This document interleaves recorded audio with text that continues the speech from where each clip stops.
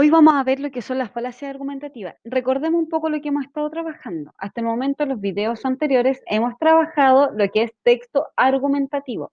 Vimos también los tipos de argumento y hoy vamos a ver una tipología de argumentación, pero que no es la correcta, sino que se basa principalmente en errores.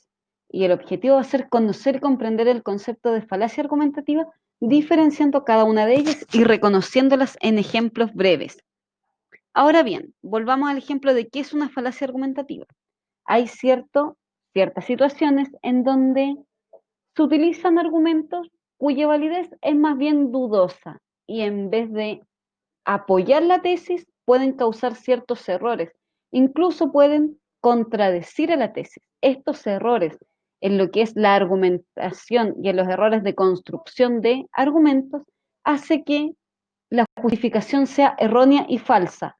Por lo tanto, a estos errores argumentativos se les denomina falacias.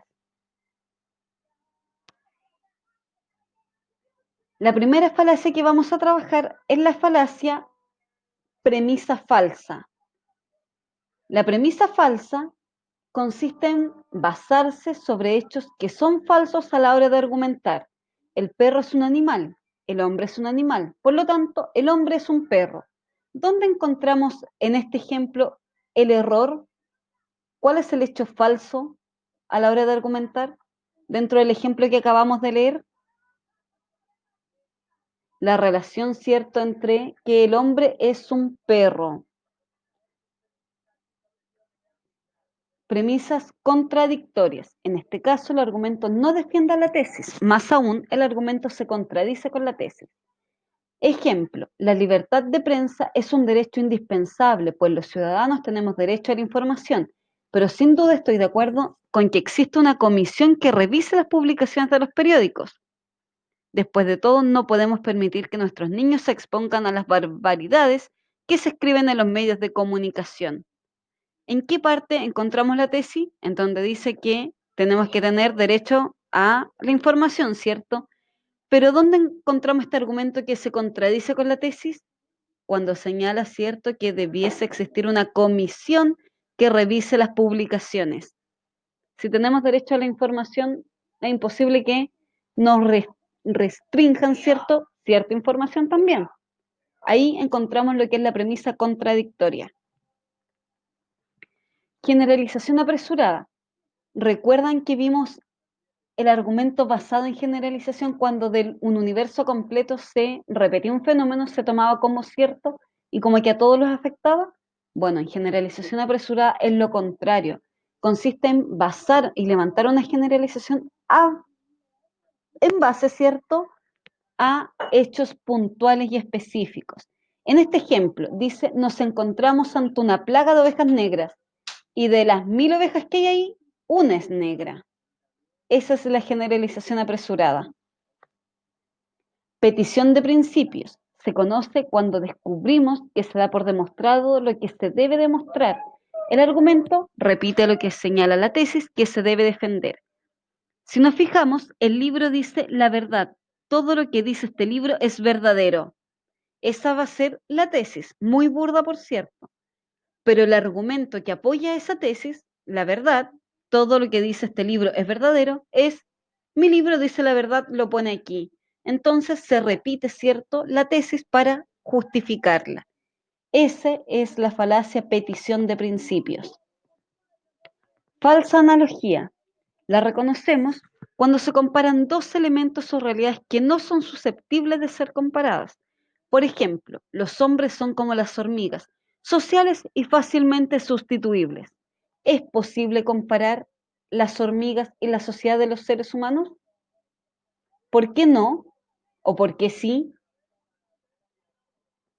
Causa falsa. La reconocemos cuando se vincula por medio de una relación causa-efecto a dos hechos que en realidad no son vinculables. Ejemplo, pasé por debajo de una escalera y poco después casi me atropellan al cruzar la carretera. No volveré a pasar por debajo de una escalera. ¿Tendrá relación el que haya pasado bajo una escalera y que casi lo atropellaran? ¿Dónde está la relación ahí o no existe ninguna? Esta es la falacia argumentativa causa falsa. ¿Por qué? Porque no existe relación entre ninguno de los dos elementos que se están tratando de vincular. No existe una relación causa-efecto. El populismo o ad populum es apelar fundamentalmente a los sentimientos de la multitud para no apelar, ¿cierto? Y no utilizar argumentos de índole lógico. Por ejemplo, yo se lo debo todo al pueblo. O cuando dicen, el pueblo está de mi parte, o el pueblo me entiende, o yo represento al pueblo. Eso es apelar al populismo, apela a la popularidad para justificar una tesis. Ataque personal o ad hominem se reconoce cuando no rebatimos los argumentos del oponente, sino que nos preocupamos por descalificar a quien sostiene los argumentos. Aquí tenemos a un individuo que dice no, y el contrincante dentro de la argumentación dice, alguien que viste tan mal no puede tener la razón. No se está atacando o no se está tratando de invalidar el razonamiento ni la tesis de la persona contraria, sino que se está atacando directamente a la persona como tal. Ese es ataque personal o en latín ad hominem. Práctica común corresponde a defender, ¿cierto? Y a justificar un proceder, una tesis en este caso, utilizando el argumento o utilizando el razonamiento de que como ocurre algo de forma habitual, tiene que ser de esa forma. Ejemplo, no sé por qué me castigaron por copiar en la prueba si todo el mundo lo hace. Esa es la práctica común. Copiar a una prueba ciertamente es erróneo y que está mal, ¿cierto? Pero no porque todo el mundo lo haga, yo igual debo hacerlo. Es ahí donde está el error en la argumentación. O cuando dicen, pero si, no sé, Pedrito hace tal cosa, ¿tú también lo vas a hacer? Ahí también queda en evidencia lo que es la práctica común. Si todo el mundo hace esto, ¿tú también lo vas a hacer? O yo no pago el pasaje en las micro, en el Transantiago, porque nadie lo paga. Estoy argumentando, ¿cierto? Una tesis en base a lo que es la práctica común. Es decir, que como todo el mundo lo hace, yo también puedo hacerlo, lo cual es un error, ¿cierto? Argumentativo. Y por cierto, está mal.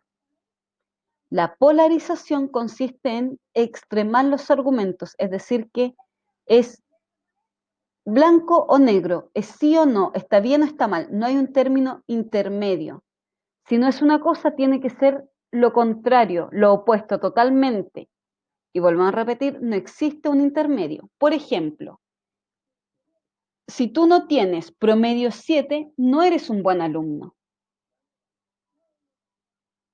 ¿En qué se está basando para justificar o para razonar que solo un promedio 7 asegura que sea un buen estudiante?